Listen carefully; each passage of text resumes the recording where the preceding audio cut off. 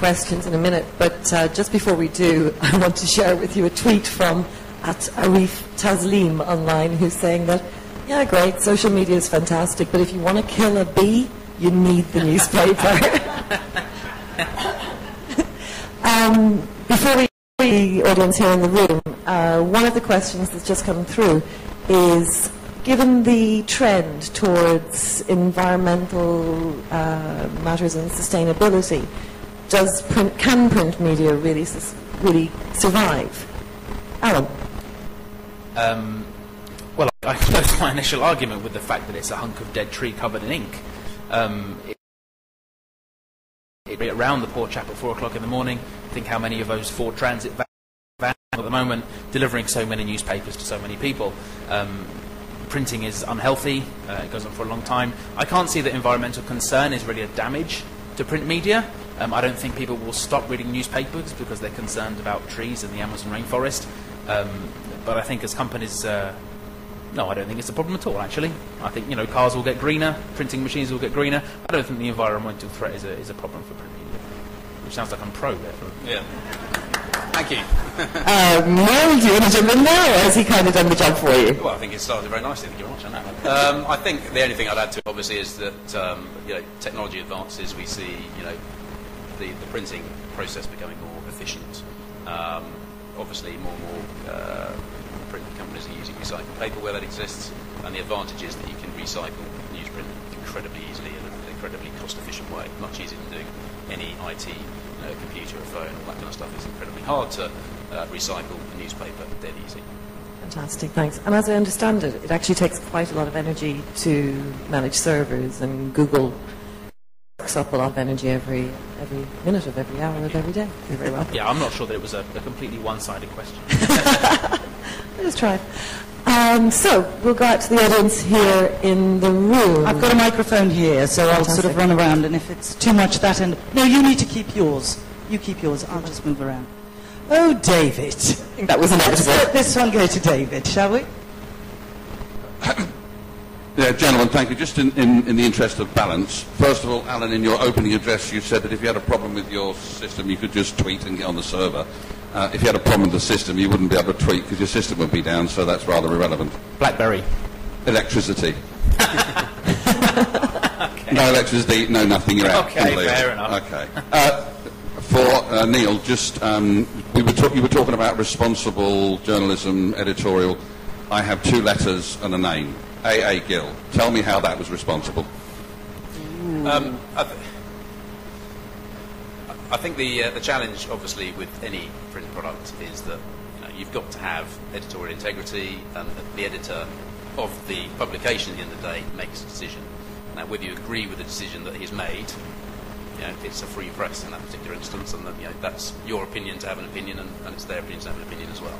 But there you go. That's the way that one works. Fantastic. Thank More you. questions? We get another question? And I'll come second there. row. Yeah. Hi, I'm Ali, in the banking industry, but quite a keen interest in media. I think the problem with the debate as it is framed is that there are actually 2 issues, which I think you brought it up somewhat near in your argument. One is whether proper journalism versus amateur journalism, which you can call social media, and what's happening between those 2. Yep. And the second really is a distribution question, which is whether, as far as proper journalistic organizations, be it the Times or Guardian or whoever that may be, how much of their distribution is actually going to be on print versus online versus social media, because as far as, at least in my experience, a lot of the tweets actually rely on content that's created on media organizations such as yours or others. So I think the debate really is not really capturing those 2 different issues, which is, one is a distribution issue and the other is the content creation issue, per se, which are 2 separate forms. Yep. So, if I can sort of reword that, perhaps, are we saying, and excuse me if I'm putting words in your mouth, but are we saying that although we use social media, we use it to distribute what print media have already created? Right, so somebody has to pay for the content, as one of our audience was saying earlier on. It's not print media that gets shared over Twitter and Facebook, it's digital media. I don't share a newspaper page on Twitter, it's impossible for me to do that. I can't put a newspaper page in my BlackBerry. I share the online version of the newspaper. So it's not print media that I'm sharing. It's like I said in my argument, content houses, content production isn't going to end. It can't end because these people are responsible professionals that deliver messages to us and tell us stories. We've been telling stories since we were cavemen. That's not going to stop. But the actual fact of printing a newspaper, I can't share it with somebody. I can give it to my friend or whatever. But something shared on Twitter, if I put my opinion to it, then it becomes a lot stronger than just a newspaper thing that I say I like to 2 or 3 people. One article can go around the world, 1 billion times in a day. It's so much more than just print journalism. Journalism is no longer just print media. Thank you. However, if you do want to pick up a newspaper, there are some copies that the Times brought us here earlier on. I think we've got somebody there at the back. Shahnaz? Hi there. Can you put the mic to your... Is this better? Okay. Better, thank you. I'm going to have to, I'm kind of confused by the title that you had over there. I don't know how they are opposites to each other. I disagree with you in terms of print media is alive. In mature media markets, print media is dying.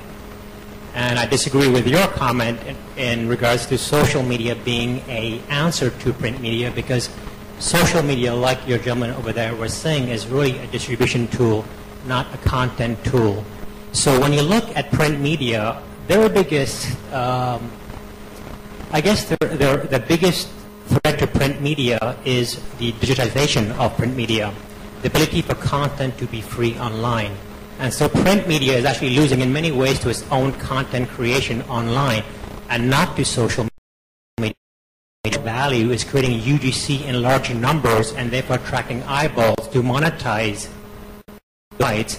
But in terms of actually providing an alternative for news, social media only takes value and preference in terms of breaking news, but not for any insight or analysis on that news. So just to reiterate, print media is dying in mature markets, and that's going to accept it in the market. The Middle East is many years behind the times, so over here it's still got a lot of years in place. And social media is really not a media format. It's a form of distribution. And the word social media has been used many different ways for the past 15 years. So that's just pretty much my points. I want to see your perspective on that. So that's quite impressive. You've managed to, both of you, make somebody disagree with you. So well done, our speakers. I said it would be controversial. Response? Yeah, absolutely. I mean, one of the things I've reiterated is that the publishing companies have to adopt the new technologies as they come on board. They realise that they are creating content, and that content is then distributed through print, digital channels, social media. I totally agree with that point. What I think we're seeing is that the start of some of those publishing companies realise that the change in business model is not about just getting content out there across any channel, but actually beginning to change the underlying business model. So classically, yes, we've seen News International introduce paywalls.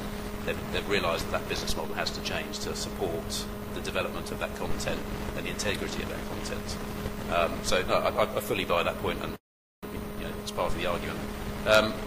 When it comes down to social media, I agree. There is a lot more user-generated content, and the point of my argument is that user-generated content isn't controlled. There is no, in many respects, there's no validity to it. Purpose? Is it marketing? Is it spam? Is it a threat? Is it some kind of enticement into something else? And so at this point in time, it may change, of course, in the future, but at this point in time, there are a lot of people looking at social media going, I'm not sure how to use it. Is it trustworthy? How should I go about using it? You're right, certainly in the Middle East and Asia, we're seeing that print media is continuing to grow.